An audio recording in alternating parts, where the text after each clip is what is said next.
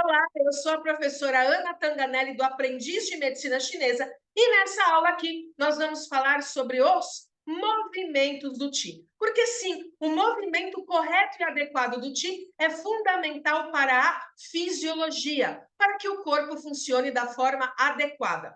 Quando o Qi não se movimenta da forma adequada, ou ele vai em sentido contrário ao que seria correto, vão aparecer as patologias. E na prática clínica da acupuntura e da medicina chinesa, o que nós devemos fazer é corrigir o movimento do Qi para que ele volte ao normal.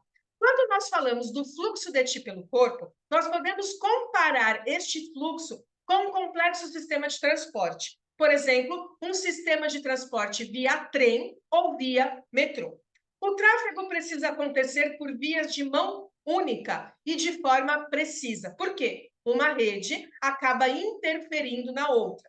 Então, pensando lá no sistema de metrô, eu preciso ter um metrô apenas em cada linha. Se eu tiver um metrô vindo e um metrô indo na mesma linha, vai chegar uma hora que eles vão bater de frente, o que não deve acontecer. E se eu tenho um fluxo de metrô numa direção e eu tenho um outro metrô na mesma direção, eu preciso controlar o tempo entre eles para que eles não batam também. Então, quando a gente pensa no movimento do Qi pelo corpo, e aí pensando no Qi de cada órgão, no Qi circulando pelos canais, o Qi impulsionando o sangue, tudo isso precisa acontecer da forma adequada. Caso contrário, vão aparecer as patologias. E, de forma geral, o Qi tem 4 movimentos possíveis. O Qi vai para cima, para baixo, para dentro ou para fora.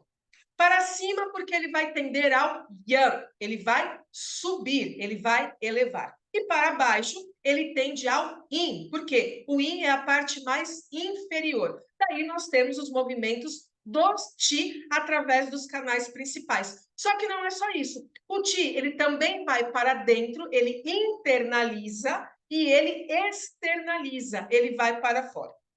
Cada órgão tem um movimento do Qi diferente e que é fundamental para que ele funcione da forma correta. Por exemplo, o Qi do pulmão, ele precisa descender. Quando o Qi do pulmão, ao invés de descender, sobe, o paciente vai apresentar tosse e falta de ar. Por quê? Porque o Qi precisa ir para baixo. De repente, ele está indo para cima. Então, essa manifestação vai vir justamente no alto. O Qi do coração também precisa descer.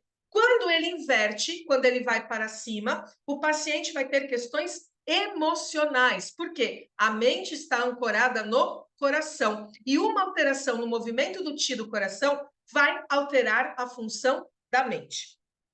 Já o Qi do fígado precisa ir em todas as direções. Ele é o grande responsável pelo livre e suave fluxo de Qi em todas as direções. Quais são essas direções? Para cima, para baixo, para dentro e para fora.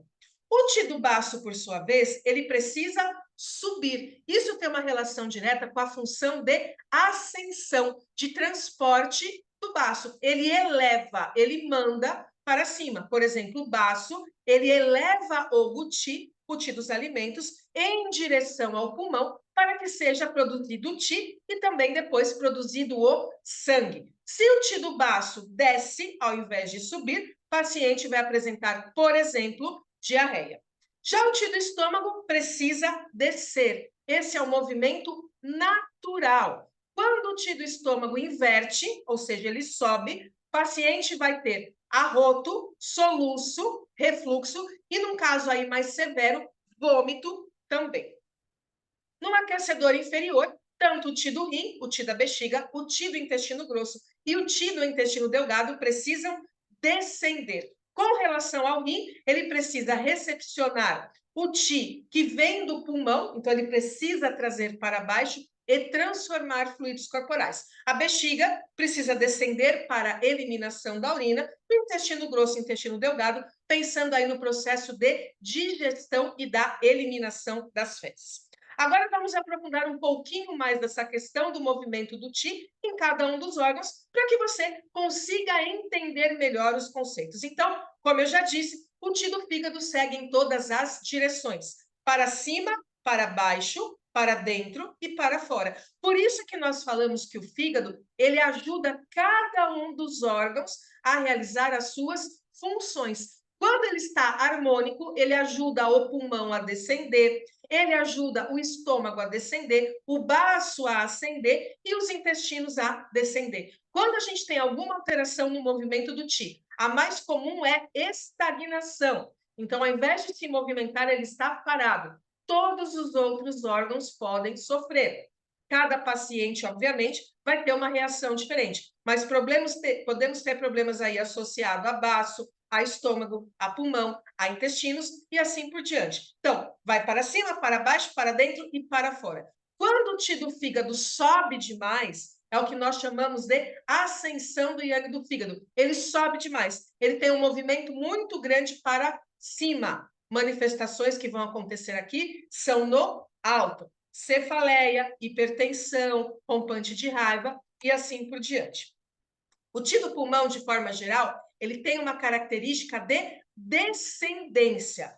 Ele descende o seu Ti, seu fluido corporal, em direção ao rim. Mas não é só isso. Por quê? O Ti do pulmão também vai para cima, dentro da sua função de difundir os fluidos e o Ti para a região mais superficial. E quando a gente pensa no processo de controlar a abertura e o fechamento dos poros, é um movimento do pulmão que vai fechar, trazer para dentro. E de abertura dos poros é o movimento de abrir, movimento de levar para fora. Então, na prática clínica, muitas vezes, nós podemos eliminar fatores patogênicos através da transpiração. Como que isso acontece? Acontece através da função do pulmão de abrir, de mandar, de movimentar o Ti para fora. Quem controla a abertura e fechamento dos poros, obviamente, é o pulmão. Com relação aí ao pulmão e o rim, nós temos uma característica de descendência. Pulmão manda para o rim, mas isso não é o suficiente. O rim precisa receber e também descender. Quando o rim tem algum problema, ele começa a ascender ou não receber do pulmão, o paciente vai ter asma. Por quê? Começa a ter um acúmulo de Ti fluidos que vai preenchendo, chega no pulmão e aí impede o paciente de respirar adequadamente. Olhando para baixo estômago, nós temos aí direções contrárias. O Ti do baço sobe, o Ti do estômago desce. Esta relação entre os Tis do baço e do estômago é o que nós chamamos de centro na medicina chinesa. Quando nós falamos em tonificar o centro, nós estamos falando em tonificar baço e estômago. Por quê? Um sobe e um desce, e este movimento que vai dar origem a toda a fisiologia. Dentro aí da teoria dos 5 movimentos, o ciclo antigo, onde a Terra está no centro, o ciclo cosmológico. E um outro eixo também bastante importante com relação à movimentação do Ti é o eixo coração e rim, o eixo Shaolin. Então, quando a gente fala de coração e rim, esse é o eixo de equilíbrio entre o Yin e o Yang. Então, o fogo do coração desce para aquecer o rim e a água do rim sobe para resfriar o coração. Quando esse eixo, essa comunicação está prejudicada, o paciente pode ter excesso de fogo no alto ou excesso de água no baixo.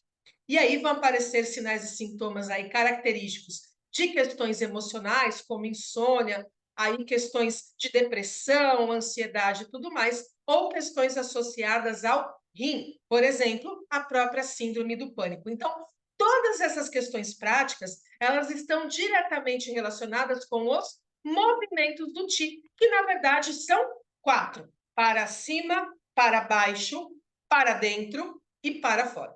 Eu espero que você tenha gostado dessa aula. A aula completa com muito mais informação está disponível na Academia do Aprendiz e o link está aqui na descrição, caso você tenha interesse. Dúvidas e comentários, basta deixar aqui embaixo que eu volto para responder. Se não, a gente se vê numa próxima aula aqui no YouTube. Até lá, tchau, tchau!